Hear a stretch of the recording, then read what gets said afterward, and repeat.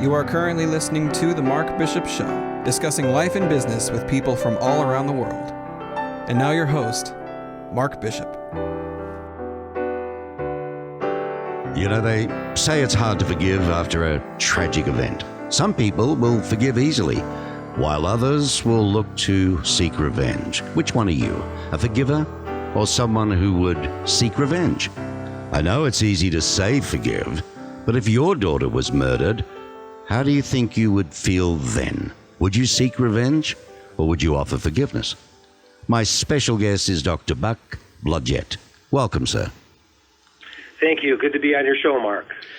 Your daughter, Jessie, was only 19 years of age when she was raped and murdered in her home by a friend, not a stranger, a friend.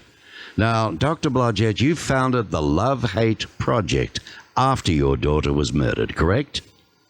Yes, I did.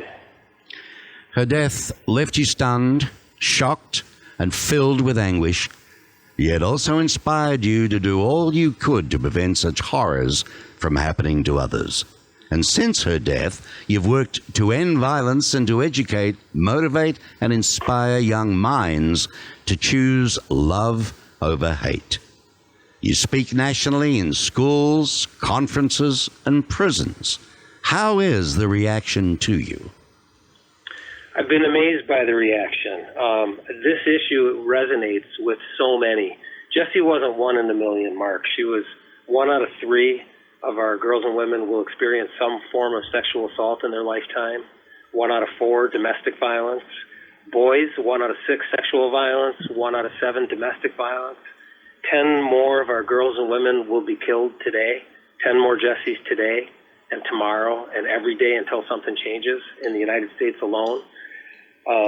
Everybody knows someone, whether we know it or not, and mostly we don't, because most victims, survivors don't talk about what happened to them, and we really don't know the real numbers because of that. But it's everywhere. It's everywhere, and it's time to do something about it. It's unacceptable. It's 2019 now. This is the next biggest, toughest, and greatest social justice movement in my mind. You are courageously creating an effort to end male violence against women by turning this tragedy into a mission that can help others. This is your goal, right? Yes, it is. I'm trying. I'm one person, and I've been amazed at the impact, but it's going to take all of us. Let me ask you this. Did you know this friend of Jessie's well? We knew Dan well. Jessie knew Dan well. He was welcome in our home. He sat right next to Jessie every day in choir for 4 years of high school. They were first and second chair choir. They were in all the musicals, all the plays together, all the state solo ensemble competitions and the forensics meets. They were in the same theater arts family in high school. Knew each other well. They even dated freshman year. Dan was Jessie's first boyfriend for 3 months in 9th grade. And he broke up with her. So this was not breakup violence. This was something else. And 4 years after that, he killed her. Dear, oh dear, oh dear. I mean, and no doubt you've visited him in prison too, right? No, I've not visited him in prison. He's not eligible for the restorative justice program until he admits what he did and shows genuine remorse in the eyes of a panel. When you've looked into his eyes and asked him, I mean, he must be terribly sorry, surely. I don't know. I've only had one chance in 6 years and 13 days to see Dan and speak, and that was at sentencing. And we each had 10 minutes at sentencing, and I told him I forgave him, and I meant it. And by the way, I'm sure about half your listeners probably think I'm nuts right now.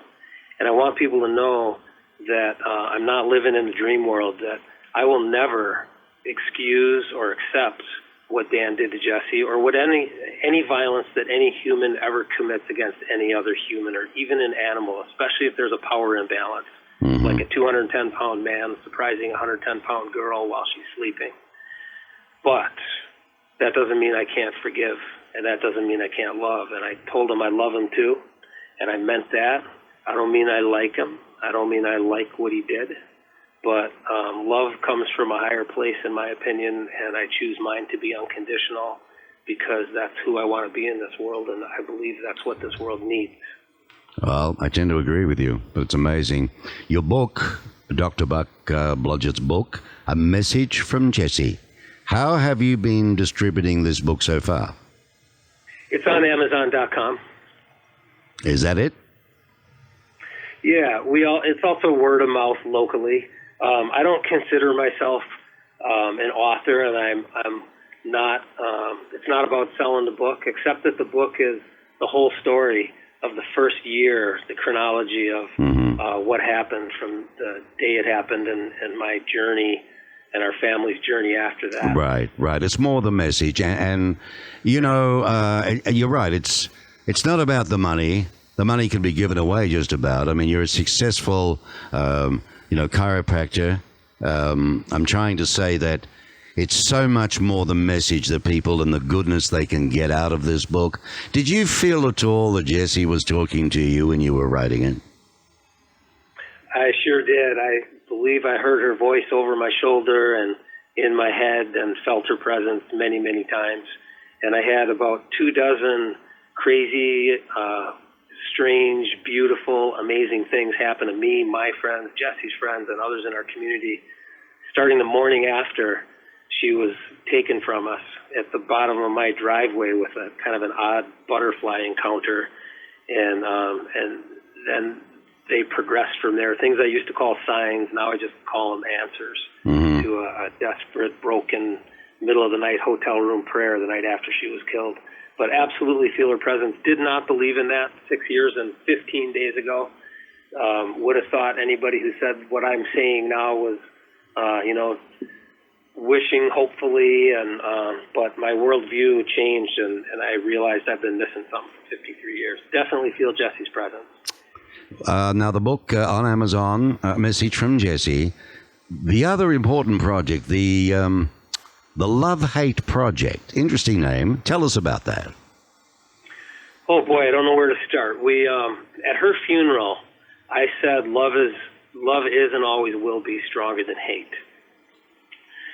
A couple weeks later, I got a phone call from the fire chief, and long story short, 500 people in our town showed up at the mill pond and hiked for a couple hours, and the mayor talked, and there was a live choir and a live band, and everybody had on a blue wristband, and there was a big banner in the park pavilion, and the signs for 2 miles along our trail and the pavilion banner and the wristbands all said, love is greater than hate.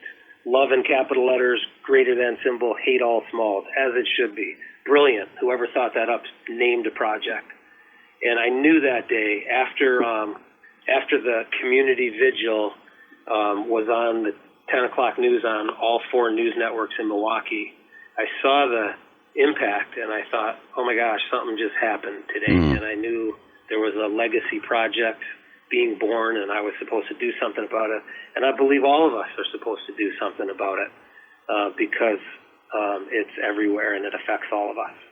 Now, the site itself is www.ligth.org, correct? That's right. That stands for Love is Greater Than Hate, ligth.org. Ah, lovely. Love is greater than hate. Many people who suffer personal tragedies, they just don't want to talk about it, Doctor, yet you not only went on to talk about it, you've turned it into a mission. I mean, it's people listening would think, God, this guy's got guts. It's so sad, but you're trying. What if you could wave the magic wand? What would you want to come out of everything that's happened now? Well, I would like to not have a reason to do this project, which if I had a really great magic wand, that would mean Jess was still here and I was playing with my young grandkids, which I'll now never have, and women all over this planet weren't being sexually and physically assaulted and controlled and dominated by men for whatever selfish, titillating sickness needs there are in us. That's what I do with a magic wand, but I don't have one. So instead I talk, and believe it or not, I'm shy, but they haven't been able to shut me up for 6 years because this issue, this mission is just too big, and it calls to me. It's my new calling in life, and it calls so loud, and so does Jesse. And I believe my higher power that we have to do something about this. Well, let me ask you this. Do you think lenient sentences contribute to the problem, making it seem that violence against women is not so consequential? Let me answer that this way, Mark. I'm a chiropractor. I talk to my patients all day long. I had 2 patients last week who told me their stories. This happens to me all the time now. These 2 had a very similar story. They're older. Back in the 60s, both of them were beaten by their husbands many times, pretty badly, escalating like it always does. Mm-hmm. Both called police at one point because they feared for their lives. Both were basically told by the police, "I'm sorry, there's nothing we can do. It's a family matter," and turned back to the person that they feared for their life from and called the police. Now, we don't do that anymore. Police would never do that now. Things do change. We have come a long way. We still have a long way to go, but things do change. They are changing. But imagine the message to those 2 young women. Mm-hmm. Now, if a judge sentences a rapist to 6 months community service, what message are we sending to everybody, to all of us, to our daughters, about how important they are to us? Yeah, how little we understand the lifelong impact. That's what sort of comes out of it, doesn't it? It makes it seem like nothing. Do you think something like that, though, is because there's so much doubt in the judge's mind, not game to give a stiffer sentence? Well, we see differences from judge to judge, don't we? So even judges, as trained as they're supposed to be in objectivity, clearly have their own history and thinking and mindset that they're bringing into each case. And we've seen many times in the national spotlight lately that, I don't want to generalize, always dangerous to generalize. Yes. Generally, the older guard doesn't get it yet. And I think that's just been played out. And so, but things do change. We have to change mindsets and have people recognize the lifelong impact on our daughters and our sisters of this and our spouses. And we can't not do something about it. We can't let somebody off easy because we feel badly for how it will. Dan made his choice. I don't think Dan should ever get out. And I don't say that to be vengeful or because I want to stick. No. But no professional could guarantee he wouldn't do it to somebody again. And if you're not safe to be with us, there must be a penalty. We have to put you somewhere where you can't harm us. But does he know what he did? Because of the intentions of the previous rape a few days before Jesse, did something trigger? Or was it planned? Only he knows.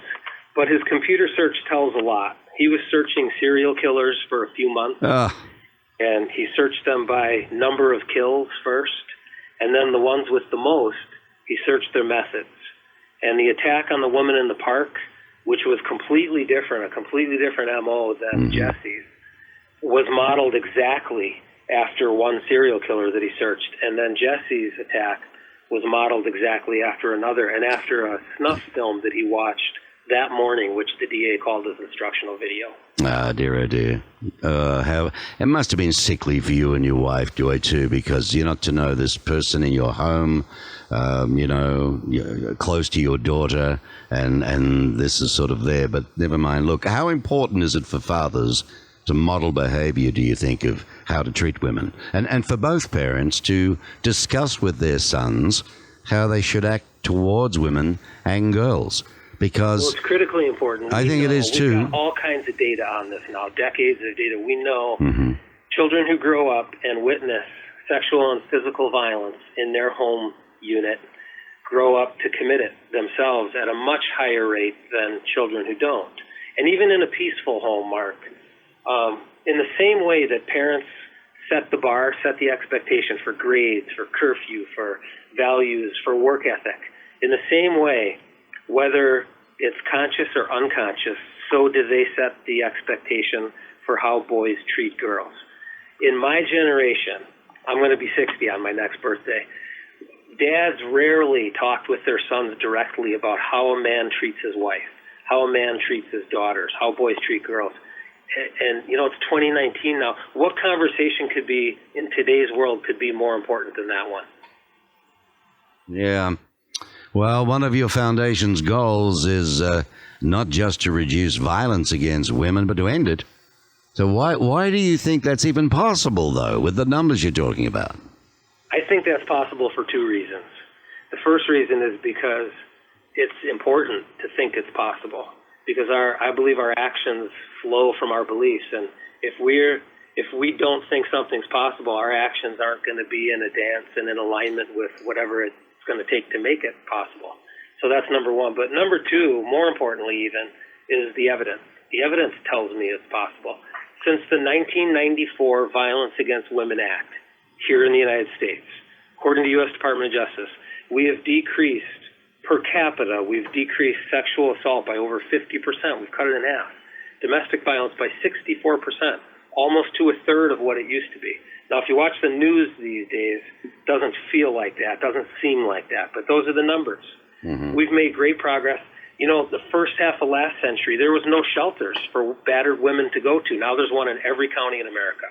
Things do change. They are changing. My mission, my question is, how do we throw gas on the fire? How do we accelerate the culture transformation? And how many more Jessies until we finish the job? Now, it's interesting also, in the beginning of our conversation, you mentioned statistics that proved guys too, and young men too, were copying violence from the opposite sex there. Absolutely. What is it, do you think, in our society? I mean, is it pressure? Is it... is there anything that points a finger at a given statistic that makes us the way we are? So first of all, I'm a chiropractor. I'm not an expert. I'm not a psychiatrist, and I haven't worked in this field of violence for 30 years, but I'm a dad on a learning curve who needs to do something. Mm-hmm. But I do have some thoughts on that, and I think they're really good ones. I watched on Animal Planet last year, I watched about 100 male frogs want badly to breed with a female frog, and they swarmed her so much that they killed her. Now, I don't think any of us would call frogs monsters. I think we'd say that's nature. That's biology. And it's not just frogs. You can see that all through the animal kingdom, and we are part of and connected to the animal kingdom. I think it's in our biology and our physiology and our biochemistry. I think it's in us, this violence thing. What we also have, though, is higher thought, higher consciousness, higher choice. So I'm not excusing it in any way. I'm not saying it's acceptable. I'm just saying what we're up against. I think it's wired into us. This breeding, this sex and violence is wired together in us, and some of us overcome it well and deal with it better, but some don't.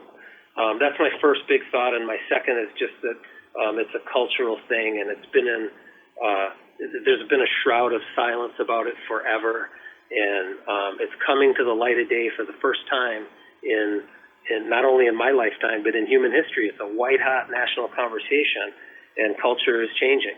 But I think it's cultural and physiological. You're listening to The Mark Bishop Show. I have as a special guest Dr. Buck Blodgett.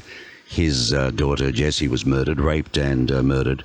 And his book, available on Amazon.com, is A Message from Jessie. It's a beautiful book. It's not about making money here, guys, with this book. This is about a true message about our society and what we can try and do. Doctor, your mantra is, it's too late for Jessie, but not too late for millions of girls and women. My question is, how many more Jessies will there be before we get the job done? Well, that's my question too, Mark, and nobody knows. Obviously, the more we can speed up culture change. This is why everyone matters. Everyone matters with this. Just a handful of people in a boardroom aren't going to get this done. A handful of good ideas. Ideas matter, but we have to get everybody on board and reach a critical mass with culture transformation. We do that through messaging, especially with the next generation in schools. I have no idea how many more Jessies there are going to be, but what I do know now is it's really, really personal for me. just tried to tell this. Ironically, this was her issue in life. She tried to tell me about it, and I listened, but I didn't get it till it hit my family. Mm-hmm. And now I do what I do so that your listeners get it before it hits their family, or if it already has, that I say something that speeds up the healing process and causes change. Well, we've talked with you a lot, and you're the dad, and they often say, well, daughters are closer to dads than mums, but your wife, Joy, it must have been horrendous for her too. People told us from day one, people who were blessed to know a few people who've lost children, and they said the pain never goes away. And they were right so far. It's been 6 years and 13 days. And I'm convinced they will be right until life leaves this body. And Joy is, she's in a crazy place. She's a mom with a lot of friends who are moms and have children, but now they go out and, Joy got ejected from the mom club. She's not a mom anymore. All her friends, all they can talk about is their kids. That's what moms do, right? Yeah, right.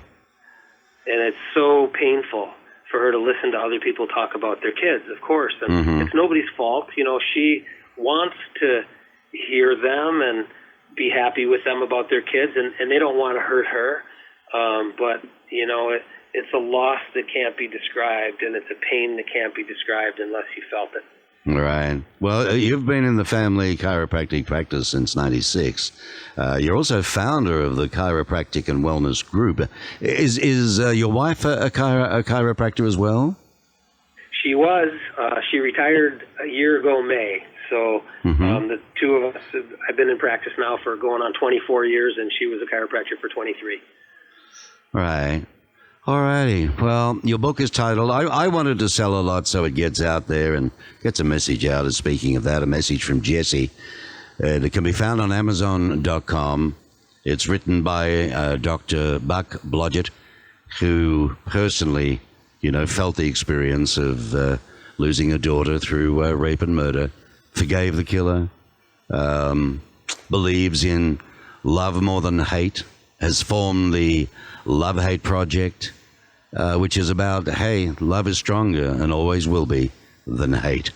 My hat's off to you, Doctor. I think you're a marvelous man, and God bless, I can tell you now. And it's been, let's promote the Love-Hate Project on the site again. Please give me that address again. The website is ligth.org. That stands for Love is Greater Than Hate.org. Okay, we can see that. Maybe you'll get West one day and we'll get to meet in person. Who knows? Well, I would love to snowbird from Wisconsin down to where you are. My wife's got us pointed towards Florida right now, but I'm lobbying hard for Arizona, so we'll see what happens. We don't have the same. We don't have the same bugs as Florida. Maybe I can look you up if we do come down. Oh, please do. Please do. I'm easy to find.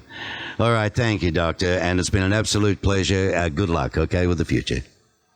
Thank you, Mark. I really do appreciate it. And would it be okay? Could we have a link to your show so we can share it on our social media? Oh, my word. I'd planned to do that. So hang on. Don't hang up on me. And okay. I'll get the details, all right? Thank you. Stay there. Dr. Buck Blodgett, what a gentleman and a lovely soul.